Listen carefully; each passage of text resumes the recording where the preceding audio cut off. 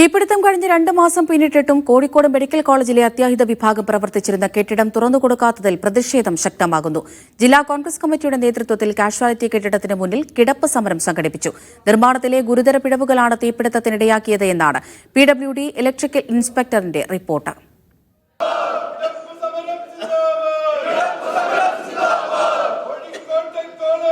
May 2-നാണ് Kozhikode medical കോളേജിലെ PMSSY കെട്ടിടത്തിന് ആദ്യം തീപിടിച്ചത്.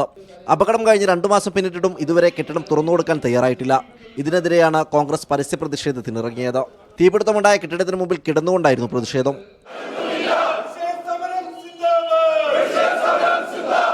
കെട്ടിടത്തിൽ സ്ഥാപിച്ച CPU ബാറ്ററിക്ക് തീപിടിച്ചാണ് അപകടമുണ്ടായതെന്നായിരുന്നു പ്രാഥമിക നിഗമനം. അതേസമയം ഈ കെട്ടിടത്തിലെ 34 CPU ബാറ്ററികളും 3 വർഷം പഴക്കമുണ്ടെന്നാണ് ഇലക്ട്രിക്കൽ ഇൻസ്പെക്ടറേറ്റിന്റെ അന്വേഷണ റിപ്പോർട്ടിലെ കണ്ടെത്തൽ. തീ നിയന്ത്രിക്കുന്നതിനുള്ള ഫയർ ഡാമ്പർ പ്രവർത്തിച്ചിരുന്നില്ലെന്നും റിപ്പോർട്ടിൽ പറയുന്നു. കെട്ടിട നിർമ്മാണത്തിൽ ആകെ 177 പിഴവുകളുണ്ടായതായും കണ്ടെത്തിയിട്ടുണ്ട്. 2023-ലും 2024-ലും പിഴവ് ചൂണ്ടിക്കാട്ടിയിട്ടും നടപടിയുണ്ടായില്ലെന്നും റിപ്പോർട്ട് കുറ്റപ്പെടുത്തുന്നു. മീഡിയ 1 കോഴിക്കോട്.